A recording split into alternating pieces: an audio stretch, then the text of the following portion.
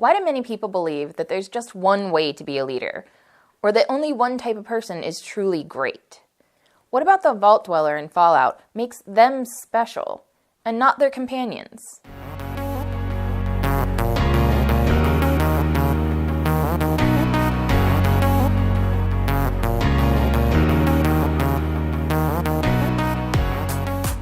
Hi, I'm Brie Sheldon, and welcome to Leading with Class.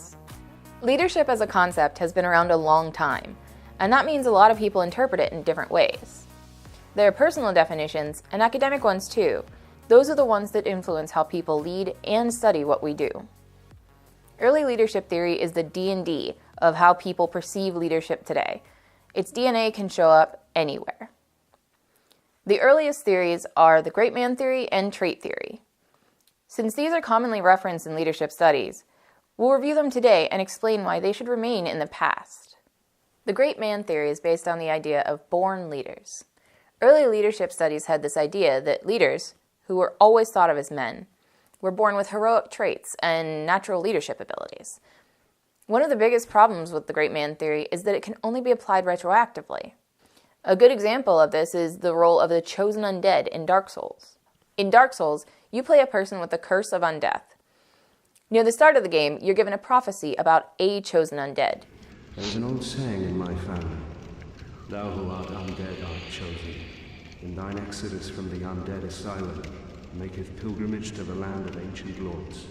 When thou ringeth the bell of awakening, the fate of the undead thou shalt know. Well, now you know. And it is only after your character does specific tasks that anyone labels you as chosen undead. Ah, hello. Was it you who rang the bell of awakening? I am the primordial serpent, King Seeker Fraft, close friend of the great Lord Gwyn, chosen undead, who has rung the bell of awakening.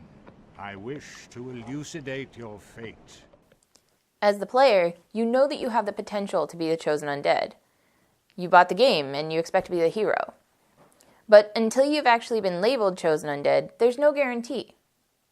The thing is, when we get that confirmation, yes, it's you, we look back and see how it was planned all along. But this is just confirmation bias. I'm not a big fan of great man theory. The idea that someone is born a leader is by default exclusionary. Those using this theory will always define their leaders based on the values of their culture, even when those values are bigoted. Trait theory, similarly, is based on the idea of supposedly inherited traits like intelligence or charisma. Researchers in the 1920s liked the idea of the great man theory, but wanted to be able to predict great leaders. Traits are still analyzed and studied today, but there's never been a concrete list or collection of traits to predict leadership. In games, we really love traits. You'll find them in the majority of games under names like traits, attributes, skills, or abilities, but not all of them work the same. In Fallout, your character is special.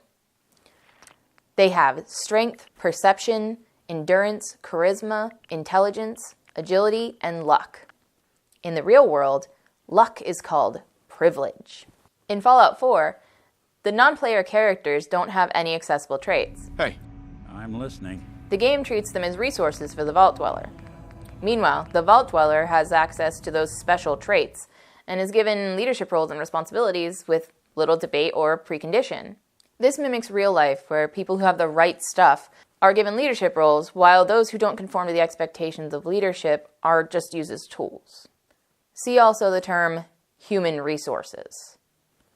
Because of subjective interpretations, people using trait theory only assign certain leaders with the valued traits. A man could be labeled assertive, while a woman with the same behaviors could be labeled domineering. This is a flaw with personality tests inspired by these theories. Issues of sexism, racism, and further prejudices often made those good traits only available to privileged individuals. We'll discuss those tests later in the series. The game examples I've used are important because these older theories make it hard to have cooperation and community. That's why I use mostly single-player games to show how they work. Leadership should be collaborative, and it should work in communities. Exclusion doesn't make that happen. The flaws in trait theory and the great man theory, among other desires to explore leadership, led researchers like Kurt Lewin to study styles of leadership, autocratic, and democratic. An autocratic dungeon master in a D&D game will keep players on a strict storyline that they dictate, and use their control over challenges and rewards to keep the players in line. A democratic dungeon master might invite player contributions to the plot and rely on player investment to keep them engaged. These styles were the foundation of behavioral theories, which we'll discuss in the next episode.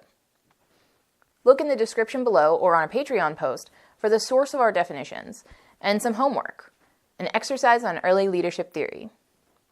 I'm hoping that the exercise will enrich your experience here as a gamer and a leader. This episode was made possible by your support on patreon.com/leadingwithclass. Special thanks to Lauren Pruitt and Kimberly Lamb, our sponsors for this episode. You can help make future episodes by joining them in supporting Leading with Class on Patreon. Thank you so much for watching, and remember, any one of us could be a chosen undead.